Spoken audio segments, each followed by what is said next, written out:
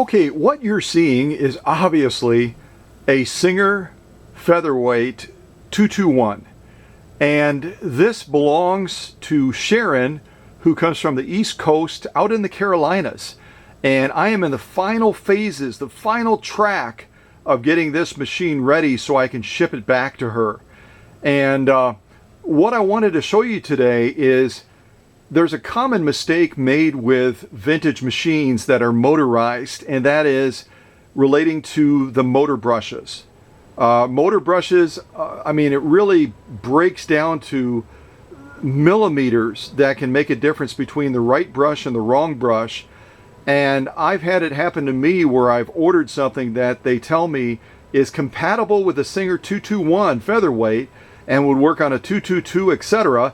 And then I get the brush and I check it, and in some cases it fits by sliding into the well that goes down to the motor to make contact to complete that electrical field, but it's not the right fit.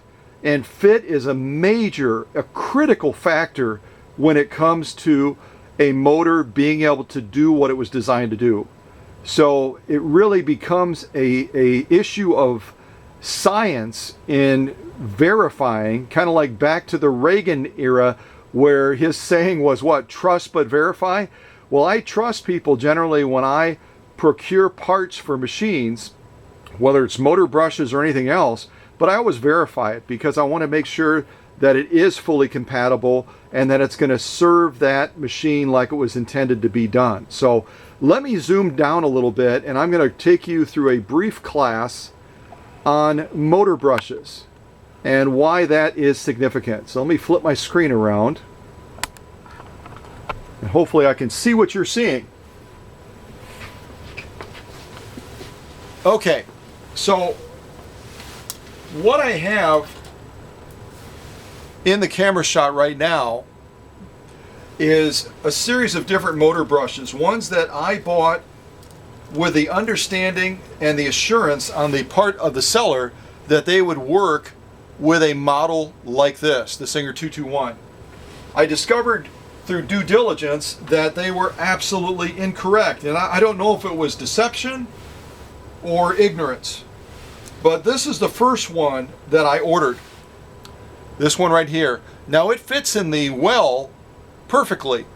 As a matter of fact, it was in the well of this 221. And when you pushed on the foot control, you got some response from the motor, but I knew from my experience that it wasn't right. And so I took a simple little tool called a caliper. Any of you that work in the field where you're having to measure things down to the thousandths, and you really want to get things pinpointedly accurate, and you don't want to depend on your own eye to eyeball it and say, well, yeah, that looks like about the right size. You can measure it, because the correct motor brush for the Singer 221 and the 222 is 5.5 millimeters by 5.5 millimeters. And the length is sometimes a variant. I would say the typical length is around 12 millimeters, but I've even gotten brushes that are up to 14 millimeters. And they work fine. You can use these brushes until they get all the way down to, I would say, 5 millimeters or less, and then you start to have some issues, not because the carbon won't still work with the motor, but the spring doesn't have enough tension to push down on that brush to make the right contact. So if you happen to get a caliper and measure your brush and it's less than 5 millimeters, it's time to change it out. Otherwise, you will be experiencing some performance issues. So anyway, this is the first brush they sent me, right? And they said, yep, it'll work. It'll work perfectly with that 221. Well, when I measured it, I'm going to bring my light down.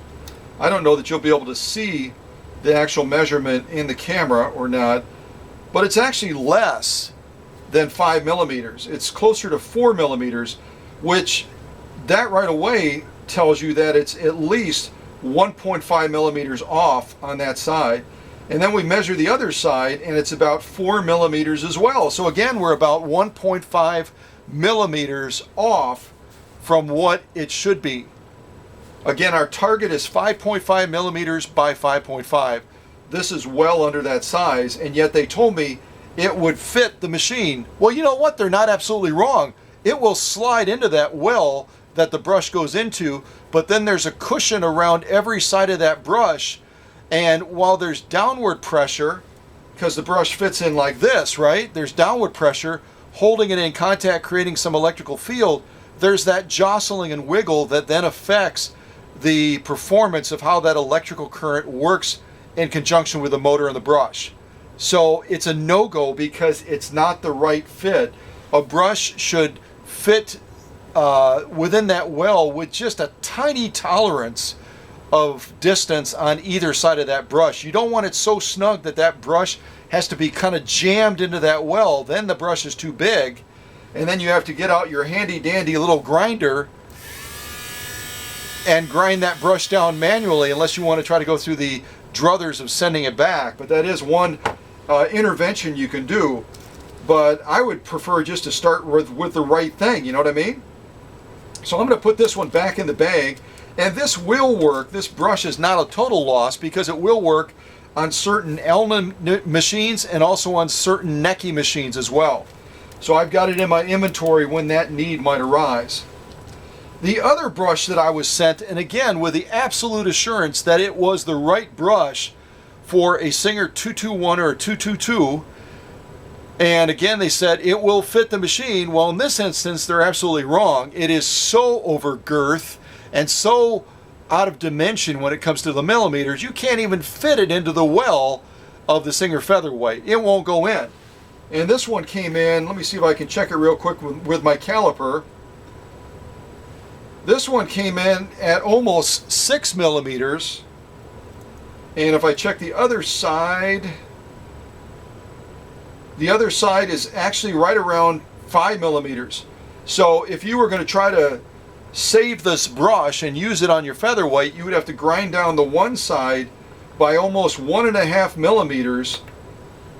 Yeah, pretty close. Probably closer to 3/4 of a millimeter to get it to fit your machine properly and to maximize the power of that motor.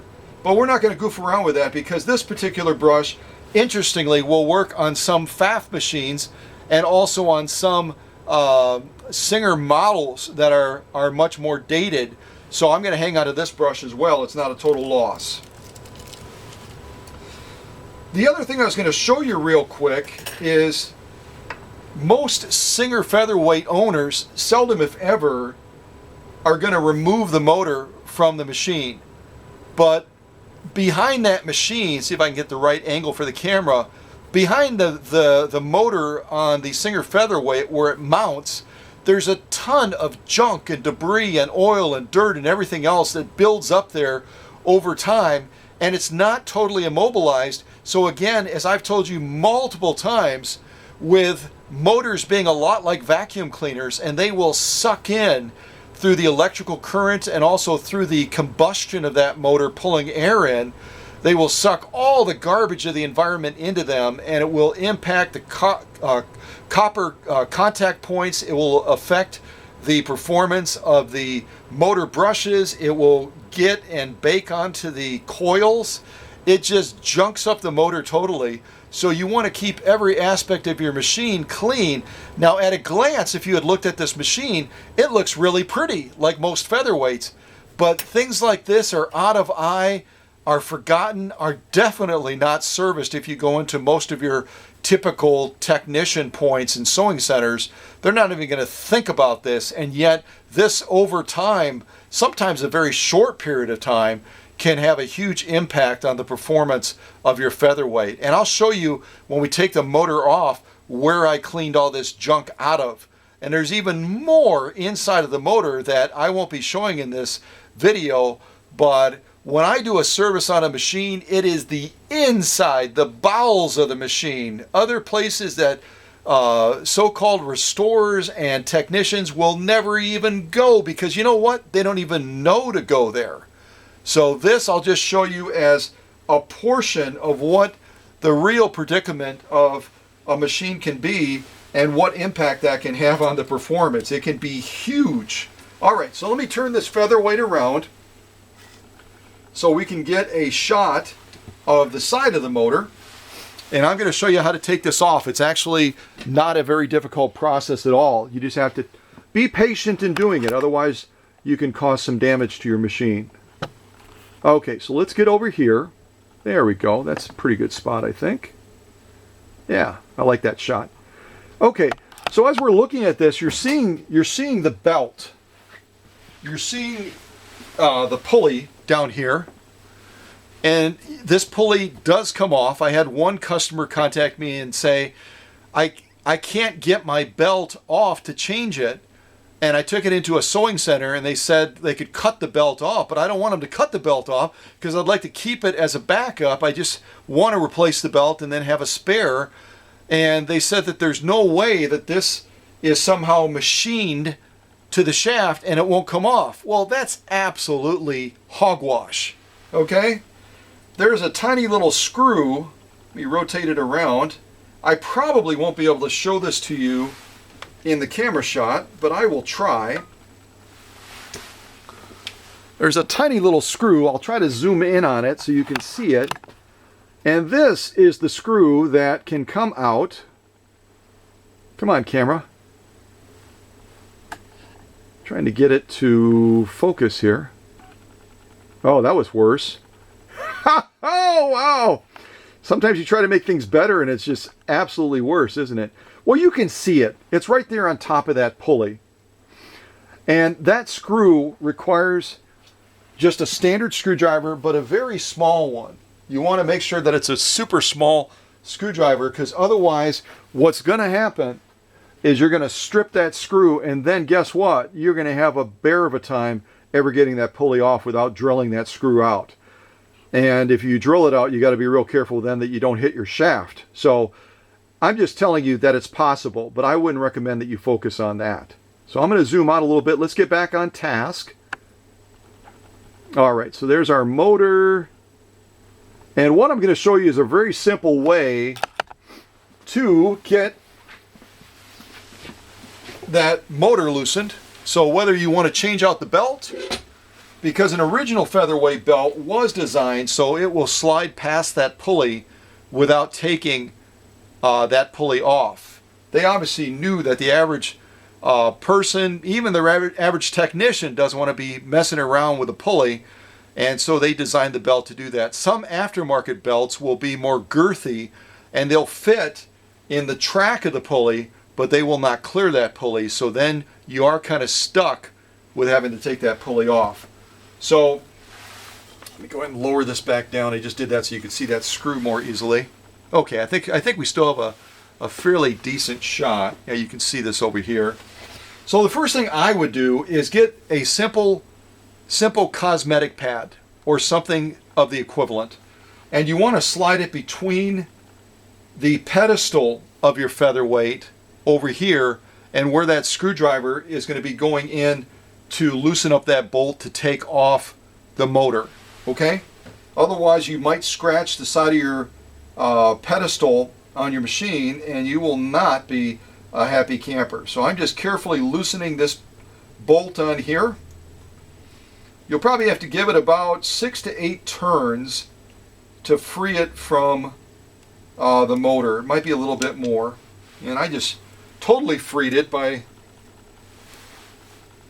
and then I always use my magnet because that way I know I've got control over that bolt. I'm not going to lose it.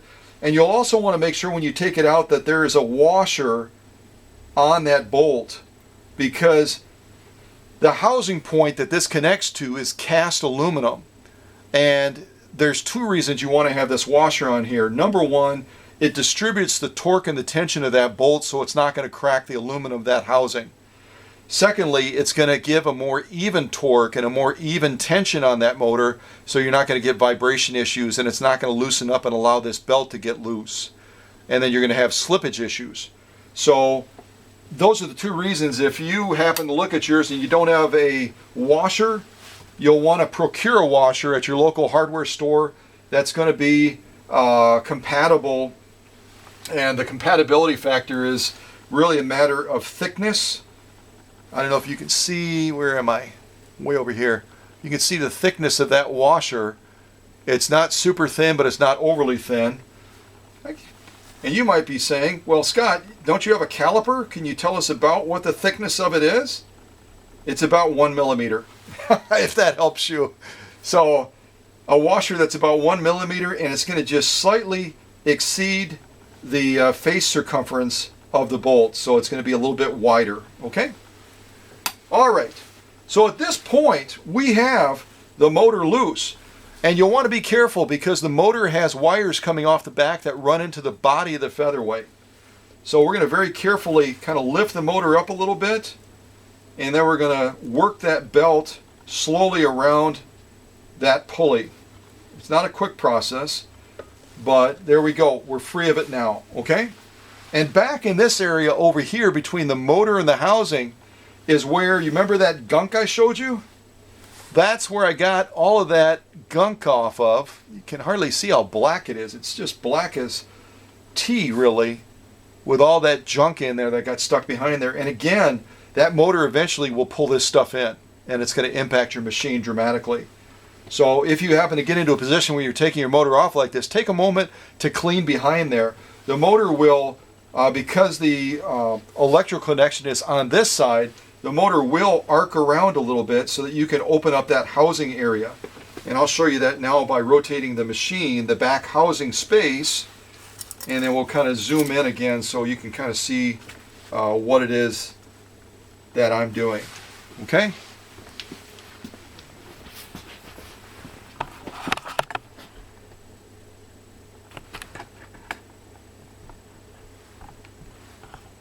All right, where am I?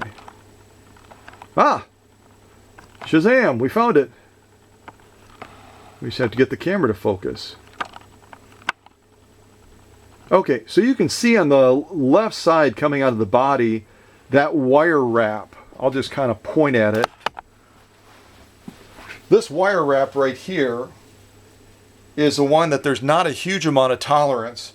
You can rotate the motor like I did here, so you can get in this area over here and clean all that out, which is what I've already done on Sharon's machine.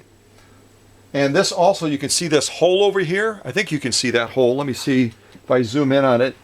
That's where you would be able to access the motor brush from the bottom of the machine. Yeah, you can see it right there. See that? That's where that other motor brush would be sticking through if you turned your Featherweight over, so you'd be able to take that cap off and replace your brush. Again, what's the correct size of a brush for a Singer Featherweight 221? I heard some answers. 5.5 millimeters by 5.5 millimeters. Don't let anybody else tell you that it's smaller than that or bigger than that. That is the correct size. And that's where you can access it, obviously, without taking the motor off as we're doing right now. But I took the motor off mainly to show you how you would be able to change out the belt and also to clean that space back there. But we might as well open up the well on the top brush and change out that brush. I've already done it on the bottom off camera, so we don't have to do that as well. So I'm just going to carefully rotate the motor back into place, and you can see right here is where that brush is, and there's one on the opposite side of it as well. So we're going to use our standard screwdriver, just kind of loosen that up a little bit, and then when you get to a point you'll want to do it by hand, because depending on a spring that might be in there, that little cap could actually pop out of your hand, and then all of a sudden you're going to be chasing it. Here I've already taken out the wrong brush, which was that little brush that I showed you, and this is the correct size. This one does measure 5.5 by 5.5. So it really doesn't matter how you insert it, whether you inserted it like this or whether you inserted it like this, because it's going to fit into that well exactly the same. So I'm going to go and slide it into place, and there are a number of maintenance steps. There are a number of now I need to get it in there. There are a number of maintenance steps that should be taken with a Singer Featherweight before you put the cap back on and change out that motor brush. There's a number of maintenance steps that should be done that I'm not going to be covering in this video. Some of them are common sense, some of them are proprietary. So don't send me a note and say, can you give me a list of the things that you do? Because I'm going to say, I'm sorry, I can't hear you. But let me just say that this will at least get you as far as getting a new brush in there. Again, the length of the brush may vary, but if you get below 5 millimeters, you definitely want to get that brush out of there, because the length of that spring, that in conjunction with the cap, is going to push down to make good, solid, and steady contact to maximize that electrical field. You're not going to get that evenness when you get 5 millimeters or less in length, I'm referring to. Because that's really the part of the brush that gets consumed, is the bottom of it, because it's running through that electrical field, being affected by electricity, being affected by friction, being affected by heat, and over time. And you'll notice that I made that finger tight. You do not want to ratchet these down. That's a plastic cap against the housing of the motor, and you are going to crack it, and then you're going to be up a creek. It just needs to be snug, okay? And you'll also notice on the motor as well, opposite the pulley, there's going to be a point here. You can just barely see it in camera there. Let's see, does that help? I don't know if that helps or not. There's going to be an oil point on this side, but when I say oil, I don't mean oil, okay? I'll zoom in a little bit so you can see that hopefully a little bit better. You don't ever, ever, ever want to oil your motor. I had one customer contact me out of California that said, my technician said that I should be oiling my motor using the same lubricant solvent that that they use on the rest of the machine. I said, that person should be fired. They don't know what they're talking about, obviously. You never ever use oil on anything that has an electrical field to it. It just, unless it's a specialized oil. There are certain oils or greases you can use within electrical fields, but not standard sewing machine oil. And this again is what I didn't turn my screen around. This is what I'm trying to show you as best as I'm able. This little point right here. Can you see that? So what do you need to put in there? You need to put Singer compatible grease that will go into that well. And there are certain substitutes that people use. I'm not going to mention them in this video, but I'll say never ever use standard machine oil, kerosene, anything of that nature. Do not put it in that well. You'll want to use a compatible sewing machine motor grease, similar to the one that Singer used to make back in the day. As a matter of fact, I'll show you the container that they used to keep it in. Some of you have already seen these before. Some of you may have them already. Unfortunately, this stuff dries out. So this is the type of container that Singer originally had their grease in. So you see different sides of it here, sort of in that camera shot. So, but again, that's not really the emphasis of this video. It's to show you the things that I've shown you, and there's so many other things I could show you. We just don't have time to go through all of that. So we've replaced the motor brush on here. You would do the same thing with the bottom. You can either do it with the motor attached and access it through that well, or you can do it with the motor off, and you would just open it up the same as we did the other one. Again, just watch that metal screwdriver. It's a wonderful tool, but it can be a nightmare when it comes to a nice, pretty painted surface. So here we've got the other motor brush that I already put in. Again, 5.5 millimeters by 5.5 millimeters. This one is probably about 12 millimeters long, and that's just perfect. You know, again, the length is, until you get into the lower ranges, the length is really not that critical. Only when you get below 5 millimeters. So I'm going to put that cap back in again, and again just hand tighten it. I got pretty strong hands because of the work I do on the machine, so I'm not even going to use a screwdriver on that bottom one. I think that that'll be plenty snug. So we're rotating it back into place now. We've already cleaned the area. We've already replaced the brushes. The other thing that you'll want to check when you have the machine, and I'm going to try to zoom in and show you what this one has on it. I don't know if you'll be able to see it in the camera shot. I may have to adjust the camera a little bit to show you. Let's see if I can move this camera in and get more of a downward shot. You'll be able to see, and it's not horribly alarming, but it does have an effect on how well. I'm trying to loosen some things up so I can get my bearing on. We're way off camera there. All right. All right, I'm going to try to come in on this pulley. So what do you see on the inside of that pulley where the motor belt is running? What's on there? It's a bunch of thread. What the heck? So another thing to look for when you are going through your featherweight is check the inside of that pulley where that belt is going to run. I also had one customer that sent me a featherweight and said, I've had it looked at by technicians. They said there's something bent or broken on it because the belt will not line up with that balance wheel. It's not even coming close. Well, guess what they had done? You see that little screw on top? Either the technician or the owner, I never really found out, and I guess I don't need to know, had taken that screw out, had taken the belt off, and then when they put the pulley back on, they put it on backwards. Yes, you can put it on either way, but when you put it on the other way with that flange to the right of that screw being on the inside rather than on the outside, you are not going to be able to line that belt up with the balance wheel no matter how hard you try. So, you know, another just a free tip as far as you know, being cautious when you're taking a machine apart.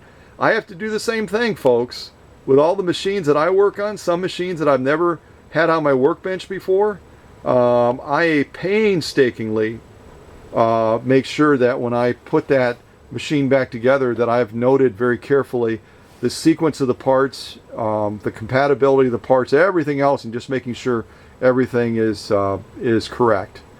So this is the final phase at this point. You're obviously going to then realign the motor with that motor point again. Make sure that your bolt has the washer on it so it evens that force against that.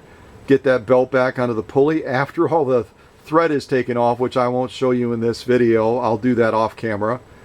And then just snug that bolt back up. And again, bring that motor up or down before you snug it up completely to check the tension on that belt so you have the right amount of tension. Too much tension is bad for the motor.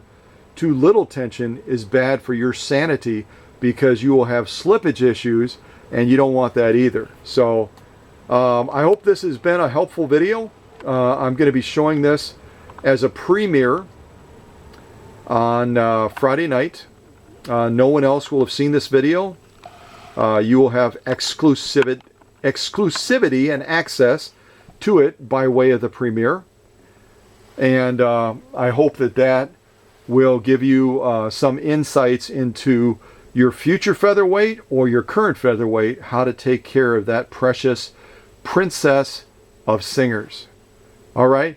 And this is one of the few videos where I didn't step into the camera. When I first started doing this on YouTube, people never saw me. I was always a set of hands and a body in front of a machine. So I thought I would revert back to the old ways and end this video without you seeing the old mug in front of the video. So if I'm hearing all kinds of "aww, aww," or others saying "yay, great," either way, it's totally cool. What did Mark Twain say? Didn't Mark Twain say, we all have the ability to bring others joy, sometimes by walking into a room, sometimes by walking out. So at this point, I'm walking out of the room. All right, you take care, folks. I appreciate you so much, and I hope this video was helpful.